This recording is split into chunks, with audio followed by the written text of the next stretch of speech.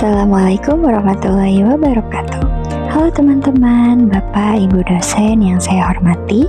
Perkenalkan, saya Clarestata Zakia dari Program Studi Psikologi Universitas Banda Perjuangan Karawang. Pada video ini, saya akan membahas mengenai kompensasi dan benefit dalam dunia kerja sebagai bagian penting dalam manajemen sumber daya manusia. Oke, kita masuk ke materi yang pertama, yaitu pengertian kompensasi. Jadi kompensasi di sini adalah balas jasa yang diberikan perusahaan kepada karyawan atas pekerjaan yang telah dilakukan. Nah, kompensasi ini dapat berupa gaji, upah, bonus, maupun insentif yang diberikan sebagai bentuk penghargaan atas kontribusi karyawan terhadap perusahaan. Oke, selanjutnya ada jenis-jenis kompensasi. Nah, jenis-jenis kompensasi ini dibagi dua. Yang pertama ada kompensasi finansial secara langsung. Itu dapat berupa gaji, upah, bonus, dan insentif yang diberikan secara langsung kepada karyawan. Lalu ada kompensasi finansial secara tidak langsung, yaitu dapat berupa tunjangan kesehatan, tunjangan makan, tunjangan transportasi, dan BPJS. Nah, selanjutnya ada pengertian benefit nih. Kalian tahu nggak pengertian benefit itu apa? Jadi, benefit ini adalah fasilitas atau keuntungan tambahan yang diberikan perusahaan kepada karyawan di luar gaji pokok. Nah, benefit ini bertujuan untuk meningkatkan kesejahteraan, kenyamanan, dan kepuasan kerja karyawan, sehingga karyawan merasa dihargai dan termotivasi dalam menjalankan tugasnya.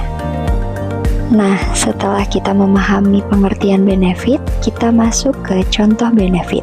Benefit ini membantu karyawan merasa lebih aman dan nyaman dalam bekerja. Berikut adalah contoh benefit umum yang diberikan perusahaan kepada karyawannya sebagai bentuk perhatian dan kesejahteraan. Nah, contohnya tuh ada asuransi kesehatan, BPJS kesehatan, cuti tahunan, dana pensiun, pelatihan dan pengembangan karyawan.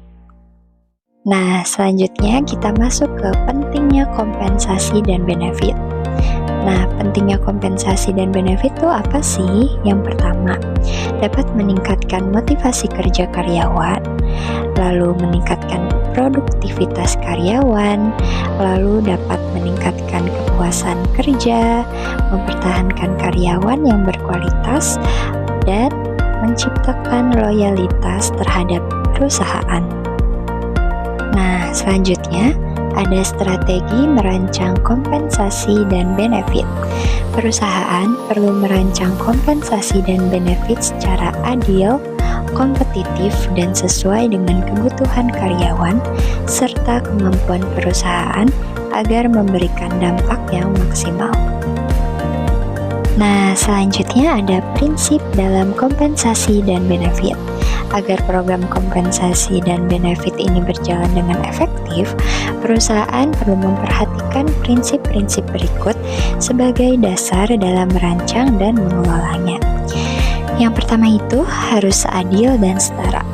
Kompensasi dan benefit diberikan secara adil dan sesuai dengan kontribusi, jabatan, serta kebijakan perusahaan. Yang kedua, harus kompetitif. Program kompetensi dan benefit harus kompetitif agar perusahaan dapat menarik dan mempertahankan talenta yang terbaik. Lalu yang ketiga harus bersifat transparan.